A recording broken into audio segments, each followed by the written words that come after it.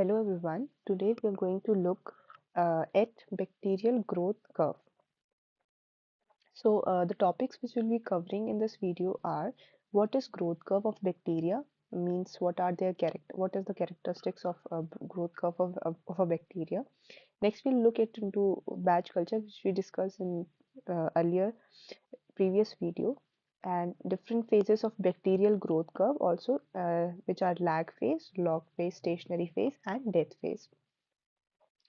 So what is growth curve of bacteria? It represents number of live cells in a bacterial population over a period of time. तो standard जो curve होता है it indicates four phases, that is lag phase, log phase, stationary phase and death phase. It shows sigmoid growth pattern. Sigmoid growth pattern ऐसा होता है, sigmoid S shape graph होता है, इसको हम बोलते हैं sigmoid graph. In higher organisms, growth is denoted by increase in size and volume, but in organisms like bacteria, growth refers to increase in cell number. For example, higher organisms की अगर हम human की बात करें तो हम growth को किन terms में quantify करते हैं, increase in size या फिर volume. लेकिन जब हम bacteria की बात करते हैं तो growth को हम कैसे denote करते हैं, increase in cell number. मतलब जब cell का number increase हो रहा है तभी हमें पता चलता है कि bacteria grow कर रहा है. Next, some factors like temperature, pH, oxygen, and nutrient availability, moisture content, etc. greatly influence the bacterial growth. इनसे bacterial growth affect होती है. Bacteria are prokaryotic or unicellular organism, as we all know, which mostly reproduce through binary fission. Binary fission कैसे? Bacteria parent cell होता है. It divides into two identical daughter cells. When we say identical, they are genetically as well as morphologically identical. Genetically मतलब उनका genetic makeup जो है वो same होता है, और morphologically मतलब दिखने में भी वो same होते हैं, physical appearance जो है उनकी same होती है. Next we talk about batch culture. हमने पहले वीडियो में भी देखा है कि बैच कल्चर की क्या कैरेक्टरिस्टिक्स होते हैं. हम एक ही सिंगल बैच ऑफ मीडियम हम प्रोवाइड कर देते हैं, देन हम उसको क्लोज करते हैं स्टेराइल मीडियम में, स्टेराइल कंडीशंस में हम ये सारी चीज़ें परफॉर्म करते हैं. तो अगर हम लेबोरेटरी में सिंपल एग्जांपल बैच कल्चर का देखें तो वो हम एक टेस्ट ट्यूब है. अगर हम स्टेराइल टेस्ट ट्यूब में न्यूट्रिएंट्स को ऐड कर दें एक ही बारी में, उसको फिर हम इनोक्यूलेशन लूप से जो भी ऑर्गेनिज्म आप इनोक्यूलेट करना चाहते हो उस मीडियम में आपने इनोक्यूलेट कर दिया, then you cotton plug it. उसके बाद आपने इसको इंक्यूबेशन में रख दिया, जो भी उस ऑर्गेनिज्म का इंक्यूबेशन टेम्परेचर होगा वहाँ पे आपने इसको इंक्यूबेट कर दिया. तो अब क्या होगा, धीरे धीरे वो ऑर्गेनिज्म जो है इस मीडियम में जितना भी न्यूट्रिएंट प्रेजेंट होगा धीरे धीरे करके यूटिलाइज करके वो ग्रो करेगा, ग्रोथ एंड मेटाबॉलिज्म करेगा अपना. उसके बाद उसमें कुछ वेस्ट प्रोडक्ट्स भी प्रोड्यूस होंगे जो मेटाबोलाइट्स वो प्रोड्यूस करेगा. तो इस वाले एग्जाम्पल को हम बैच कल्चर भी क्यों बोलते हैं, क्योंकि हमने एक ही बार में न्यूट्रिएंट्स प्रोवाइड कर दिया, हम बार बार इसमें खोल के न्यूट्रिएंट्स नहीं ऐड कर रहे हैं जब इसमें खत्म हो रहे हैं न्यूट्रिएंट्स. तो इस वजह से क्या होता है, कंटिन्यूस चेंज होता है न्यूट्रिएंट कंसंट्रेशन में, क्योंकि जैसे जैसे ग्रो करेगा वैसे वैसे यूटिलाइज भी होगा न्यूट्रिएंट, जैसे जैसे ऑर्गेनिज्म ग्रो करेगा over a period of time, and the system remains unsteady. Next, bacterial growth curve के बारे में हम कुछ पॉइंट्स डिस्कस कर लेते हैं.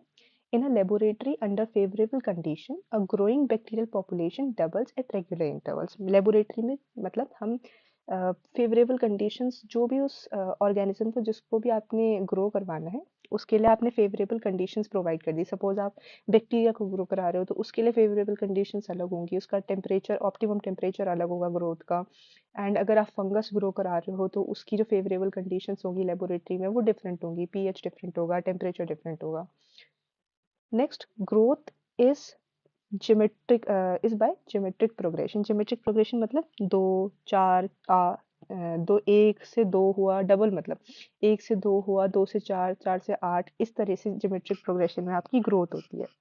इसको हम कैसे रिप्रेजेंट कर सकते हैं, टू की पावर जीरो, टू की power one, two to the power two, two to the power three, and so on two to the power n, where n is the number of generation. तो हम इस growth को exponential growth भी कह सकते हैं. क्यों? क्योंकि पहले एक सेल था, डिवाइड हुआ, दो सेल बने, दो से डिवाइड होके चार बने, चार से आठ बने, आठ से 16 बने, ऐसे ऐसे करके, सॉरी आठ से कितने बनेंगे, two to the power four, two two जो फोर, फोर टू जो एट, हाँ 16, तो नेक्स्ट 8 से 16 बने. इस तरीके की ग्रोथ को हम एक्सपोनेंशियल ग्रोथ भी बोलते हैं. In reality, exponential growth is only a part of bacterial life cycle and not the representative of the normal pattern of growth of bacteria in nature. इस लाइन का मतलब क्या हुआ, मतलब जब हम लेबोरेटरी में ग्रो करवाते हैं ऑर्गेनिज्म को, तो जो ऑर्गेनिज्म है वो एक्सपोनेंशियल ग्रोथ शो करता है। ऐसा क्यों? क्योंकि जब आप लेबोरेटरी में ग्रो कराओगे तो आप ये इंश्योर करोगे कि उस बैक्टीरिया को प्रॉपर कंडीशंस मिले, सारे न्यूट्रिएंट्स उसको मिले जो उसकी ग्रोथ के लिए रिक्वायर्ड हैं, प्रॉपर पीएच, प्रॉपर टेम्परेचर मिले। लेकिन जब आप बैक्टीरिया को नेचर में देखोगे तो वहाँ पे कुछ लिमिटेशंस होती हैं। जहाँ भी वो ग्रो करता है उसको हमेशा ही उतनी अच्छी न्यूट्रिएंट्स अवेलेबिलिटी नहीं होती, ऑक्सीजन, पीएच वगैरह उतना मेंटेन नहीं होता, जो कि हम लेबोरेटरी में चेक करते रहते हैं।